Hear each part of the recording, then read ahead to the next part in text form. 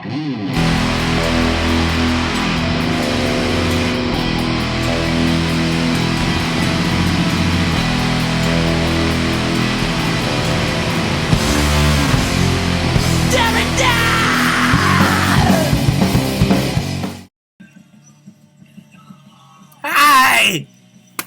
What's going on? I was kind of planning on doing like some kind of seasonal October-y fucking spooky music death rock kind of video today. But then I just noticed that as of like right now, I have 100 subscribers. Now, that's like a landmark. It's a record for me. It's definitely 100 is more than I had all the other days that weren't today. So since it's so fucking special and fantastic, I scrapped the Halloween music idea. I thought to celebrate 100 subscribers, and hello and thanks and cheers to all y'all for fucking joining up. So to celebrate, I fucking grabbed records that only have shit to do with the number 100. Album title or a song or something about these records has fucking 100 in it to celebrate 100 subscribers to this fine fucking channel. Kind of an odd fucking idea, I know. So it's like totally random, unrelated fucking albums from my collection, picked solely because they have the number or word 100 in them. So let's get started. Where something like this fucking should start with Generation X, right? The first Generation X record from what, 78, I reckon? This is a fucking Canadian pressing is what I ended up with on Chrysalis. Whoa, whoa, whoa.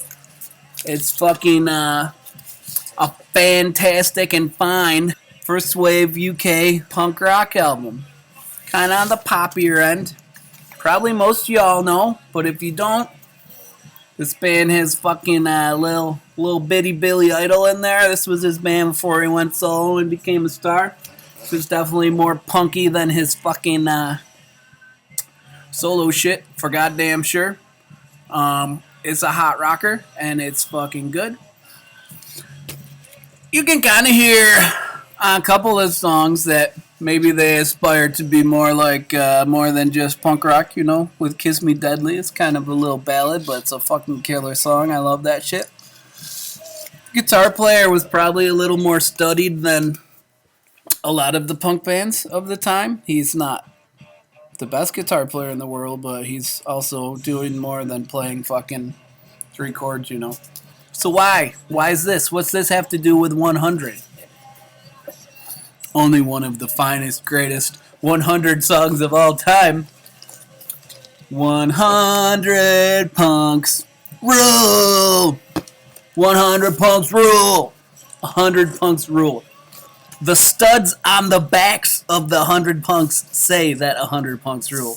It's fucking undeniable, irrefutable fact that 100 punks rule. All 100 of you fucks. Cheers. 100 punks rule. Okay. Next. The Birds. Sweetheart of the Rodeo. Man, don't tell Vinyl Richie I don't want him to come over here and shit on my record collection. I know he doesn't love this one. But for me, I like this album. And it's got a song on it called 100 Years From Now. Which definitely means it should be included in the 100 video. Yeah. Now this is fucking, 68, I believe, Columbia Records. It's like they went country on this one. It's like a folky country rock kind of album. So maybe it isn't like a great album for the Birds. But I think it's still a great album in its own right. I dig it. Moving along. Back to the punk rock. 100% two fingers in the air punk rock by Chaos UK. Look at this guy with his fucking fancy glasses, his dog collar. Damn it. This is just as advertised. Whoa, look at Chaos. Becky, looking cool. Guitar player's name is VD. Okay. Got Gabba, of course.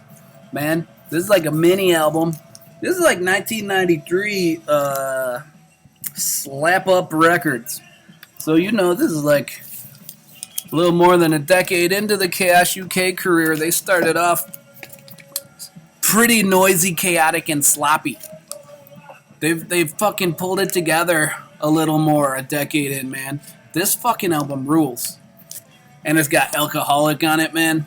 Check out the words from Alcoholic. I woke up this morning with the sun in my eyes. I woke up in the garden. What a surprise. Half-eaten kebab stuck to my head. I'm not going to finish the rhyme for you. I just wanted to say there was a half-eaten kebab stuck to his head. I'm an alcoholic. It's fucking good shit, right? Oh, shit. Okay, what's next? Damn. This record, this is a little different than what I've shown here on the fucking channel so far. Haven't fucking busted in to my not huge but pretty sweet hip-hop collection. This is fucking Killa Priest. Killa Priest with the Rocket to Nebula album. This came out in 2020. Get this wild and weird album cover, man. Look at fucking Priest out here fucking floating through the cosmos, right? Killa Priest was like Wu-Tang associate back in the day. Sons of Man was his group. Then he did a fuck ton of solo albums. This being one of the more recent ones. This came out in 2020, I think. This one, man, he was nice enough to... I ordered this on his Bandcamp, I think. He fucking signed it for me on the labels there. This dude is one of my top fucking rappers. Really, man. He's just got solid flow and fucking cool shit to say. And this is a totally weird record. There's like almost no beats on it. It's like some fucking psychedelic outer space shit going on. And he's keeping it pretty chill, spitting out some information. And the music is just like, you're on a fucking trip, man. Moving right along, shall we? Oh, damn, no, I didn't tell you how come this is 100. This does have 100. Track 5, 100 Mummies. Bam. 100. That's for one of you guys. Alright, come on. What about this shit? The Faction. Corpse in Disguise. Classic fucking rager. This is an original press. I Am Records. Yeah.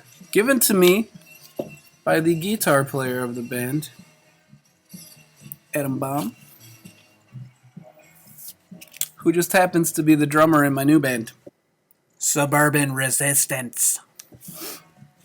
And we totally resurrected this label. This is from 1984 on I Am Records. This Adam's label started in San Jose to put out the Faction shit. They put out some other bands from out of there too, and some comps until like 88. And just last year, 2020, we resurrected the label, put out our new band's records, and he's putting out a bunch of Faction reissues, man.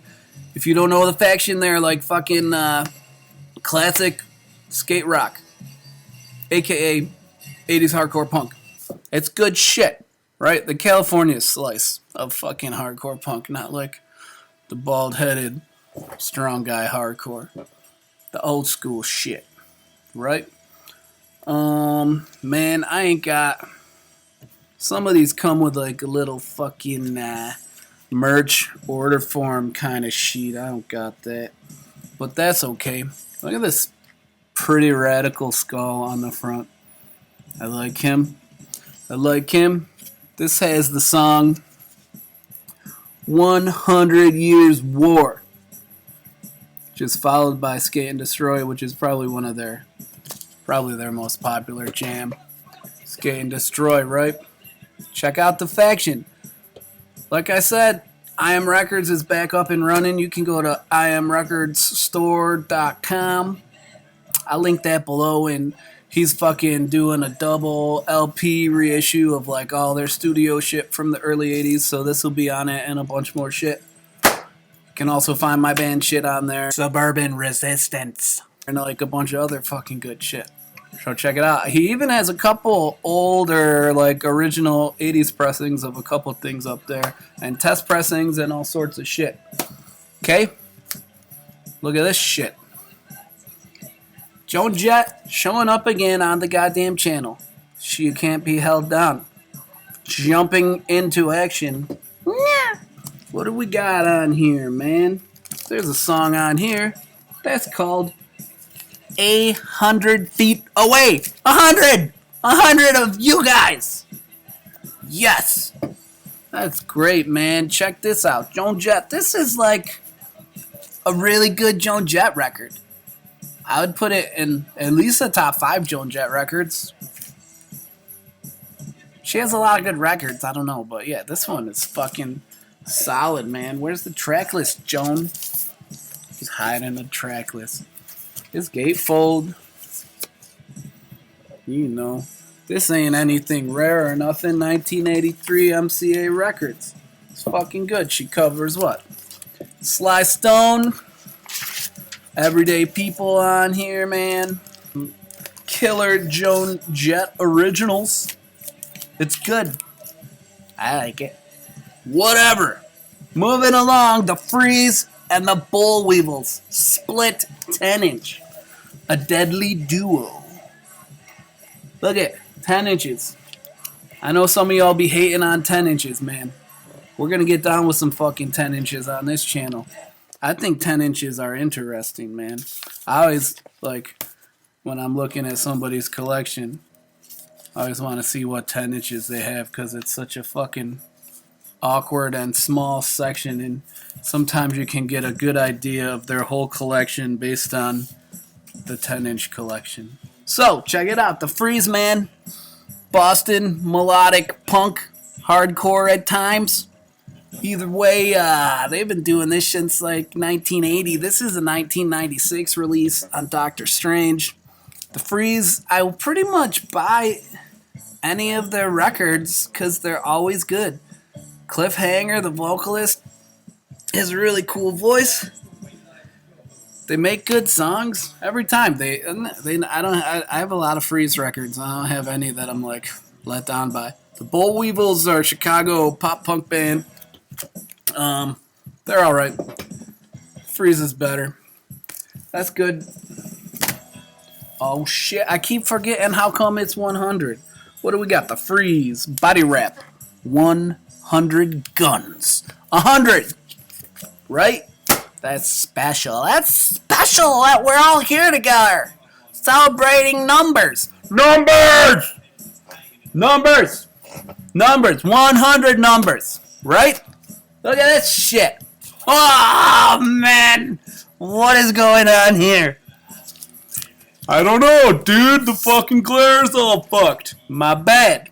Well, no, still bad. Still bad. Still bad. Oh, still bad. Oh, it's okay. Sirith Ungle. 1 foot in hell. Yo, what if you showed up to hell and it was like, looked like that? That fucking little insect guy on the throne and old Johnny Swordman. What do you think he's saying? Oh, some Thundercat shit, or is he like maybe singing a little song? Oh, Sirith Ungol, right? You get down with these fuckers? You probably should try it out if you do like metal because these guys are fucking sick, man. They're crazy. Sirith Ungol. I like this. It's like their 3rd LP. It's from 1986, right? fucking Metal Blade Records. Got the fucking Bloody Axe logo. That's the Metal Blade record logo I want to see. Remember, they got rid of the Bloody Axe fucking not too long after this. That's fucking... Why? Why would you get rid of the Bloody Axe? Anyway, look at this one. Side fucking B, track A. 100 mph. 100 mashed potato heads. Or miles per hour. It's one of those two. I'm not sure. It doesn't matter. What matters is that Sirith Uncle totally rocks. It rocks hard. Dude has like a fucking crazy voice. It's very high, and it's like I mean, perhaps an acquired taste for some. I kind of took to it. It's just like weird enough that he makes interesting choices with how he's gonna do shit. It's like, wow, you did that, man, right there. That was fucking crazy. Good job. What else we got? This is what we got. Can You Hear Me? Music from the Def Club. This is a fucking compilation album, right? Various artists. It's from 1980. It's all live performances of like from the Def Club in San Francisco, and it's fucking like punk and new wave shit of the time. I would say the A side is more punky, the B side is more wavy. It starts off with Dead Kennedys, right? That's pretty standard. KGB is pretty rad group, man. They eventually turned into fucking No Alternative. No Alternative, who was also a cool band. These KGB songs kind of have a little fucking Saints flavor to them. The second song by them, Picture Frame Seduction, I believe, is where the UK82 band Picture Frame Seduction from Wales got their name. I have heard stories they got it from somewhere else, but I read in this book that is from this record, and this song is where they got their fucking band name. And that has like interviews with the guys from the band, so I think the book is righter than whatever the fuck it says on Discogs. Doesn't really matter either way, except for the fact that this is a pretty cool record. This has a good insert if my copy has it. Oh yeah, it does. Look at this fucking super red picture of Darby. Darby Crash from the Germs. This guy's got a fucking shirt that has swear words on it. It's funny they chose a Darby picture, but there's no Germs on the album. I would have liked a little Germs on the album. This side's good too. It's good listening, man. The Offs stuff on here is like more enjoyable for me than most of the Off stuff I hear. It's like being live, it's a little faster, and the horns are mixed pretty low. It definitely comes off way punkier than a lot of their shit is pretty ska'd out, you know. They're more a ska band than a punk band, but these songs sound pretty punk. It's good. And for your 100 connection, for all 100, all y'all, the Offs have a song called $100 Limo. $100 Limo by the Offs. That's a 100 for all 100 of y'all. It's so special. We're all here together. Right? Want to do another one? How about another little one? A little 7-inch friend, Roy A. Loney. Artistic as hell. You heard of this guy, Roy, man? Roy was the singer for the fucking Flamin' Groovies, right? Look at that. Oh, you can see it already, 100 miles an hour. And that's like a souped-up rock and roll number. It's fucking good. But I tell you what, track number 2, Love is a Spider. Oh, man, what a song. It's one of those songs. It's like, it's just perfect. Love is a spider. Love is a spider with a venomous bite, he says, right? Roy, man, and look at the shape of that hair. It's like a perfect little hairy helmet of joy. Roy, damn, looking good. There's the rest of the fellas. Yeah. What is this? 1978. This came out on AF Records. A-F. Got it? Great. It's every song on here is good, man. He did some other solo albums and some shit with a band with the Phantom Movers or something like that. I don't know. I probably haven't given all that shit as much of a chance as I should. But this one is really good. I think. Roy A. Loney. Baloney? Roy Loney. Roy Loney Baloney. Roy A. Loney is not baloney. It's some good shit. What do we got next? I'll tell you what we got next. Jimmy. Jimmy's number 101. We've got The Cure. Pornography, right? Surely there must be something about 100 on this fucking record, you're saying to yourself. Look, this must be a promo one I got. I don't really care about that shit. So long as I got my copy. This is what am I? This is on A&M Records. Got it? 1982. The Cure, huh? Not this side. What about this side? Oh shit, it's upside down, but it's there. 100 years. 100. That's for all 100 of you motherfuckers. Hell yeah. Man, I kind of avoided The Cure for a long time. I was like, I'm not into that kind of bullshit. I'm only into punk rock, goddammit. But eventually I got older and fucking came out of my shell a little bit. And this is some dark ass gloomy fucking. It's definitely The Cure at their most fucking gothy and depressing, right? You know, they still got some fucking shit that's a little too poppy and fucking dance music. I don't listen to dance music. This is a good Cure record. This fucking Pornography. You hear about this? 100 years? Man, how's it open? What's he says? He says fucking, it doesn't matter if we all die. That's how the album opens on fucking this song, 100 Years. It's like, damn, buddy. All right, that's how we're doing it. And that's how they do it for the whole record. I can get down with that. This fucking, this 7-inch here by Tribulation has the same fucking song on it, 100 Years by The Cure. But this is like a fucking eviler metal version of that song, and it fucking came out pretty awesome. Dude's got a cool voice, man. These guys are like melodic death metal, I guess. They started off as like a death metal band, and they just like keep getting more and more epic and gothy and melodic, and generally I can get down with it. I think they are really good musicians and write pretty interesting tunes. And dude's got a cool voice, man. I seen them at one of the earlier Psycho Fests I was at, back when like Psycho Fest was like 95% doom metal and stoner rock and shit like that. And like fucking, I walked into Tribulation.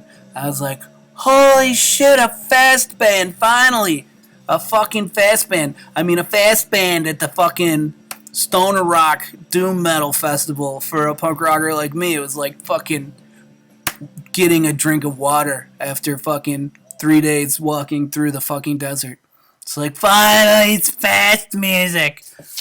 I was psyched. They were fucking killer that night, and after that, I started buying their shit. And I like every one of them. Okay? I know it's I mean, in theory, it might be weird sounding for an extreme or metal band to play a Cure cover, but it like makes total sense for this band. What is way weirder is the B-side where they cover the fucking Offspring, which is like, why did you do that? That's weird. I don't even know. I don't recognize Pay the Man. I don't know that song by the Offsprings, but tell you what, These guys, I don't mind their version of it one bit. Probably not going to look up the original version still. Anyway. Stop the jibber jabber and commence with the puppeteering. The goddamn meat puppets. The album in question is Mirage. This is kind of mid-period. I don't know. I guess it's not mid-period them anymore. Now that was like 100 years ago. But, you know, they started in like the early 80s. This is 87. SST Records. You know SST Records, right? The black flags and the fucking all that shit.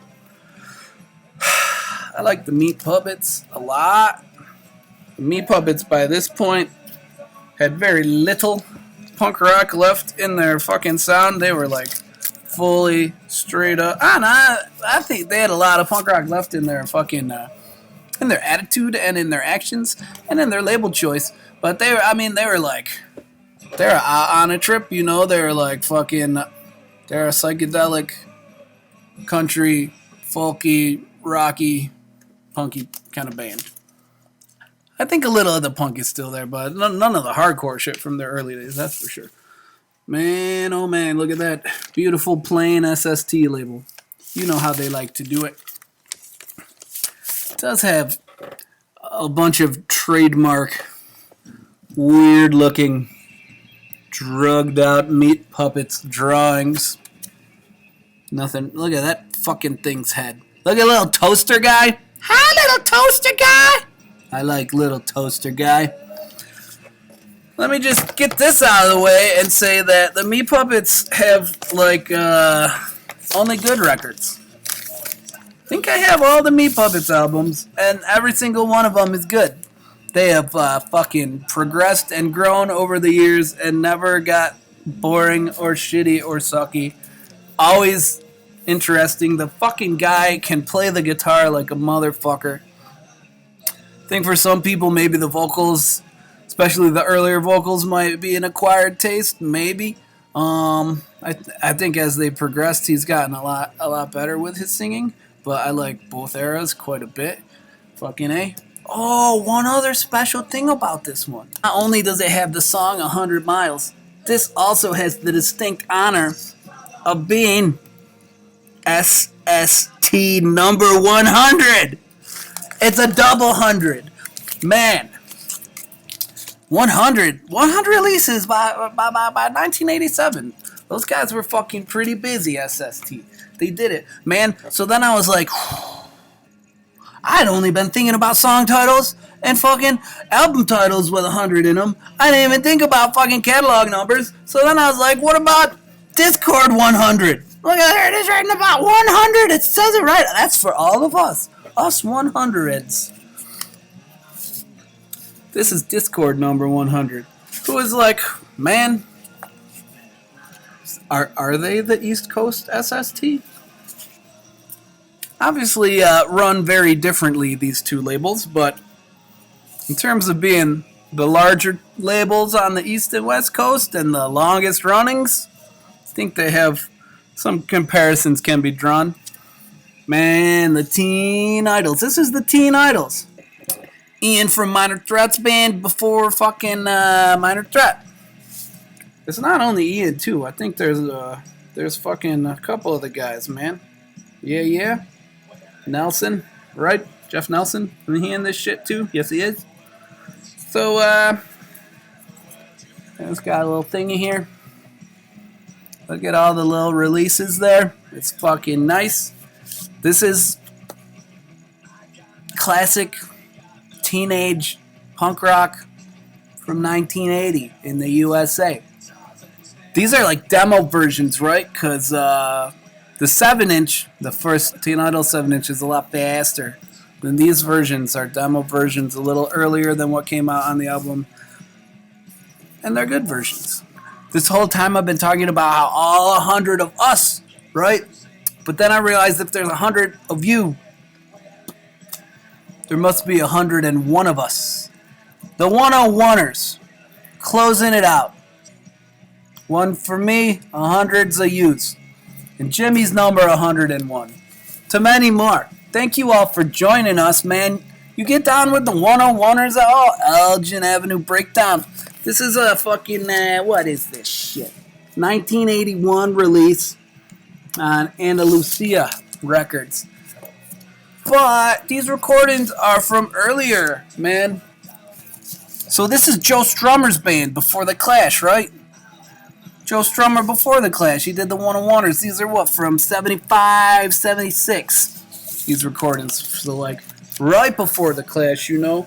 And it's a little more pub rocky, a little more rock and rolly. There's a couple of these jams that sound like they could be fucking Clash songs for sure. And some of them that, I don't know, I mean, by the end of the Clash, they were playing every single fucking style of music anyway, so really any of these could be Clash jams. Damn, that's it. That's all, man. We did it. We fucking did it. Thank you all for being here with me. And next time, we'll talk about some other shit. Yeah. What? 100 high fives. Fuck yeah. Fuck yeah. Fuck yeah.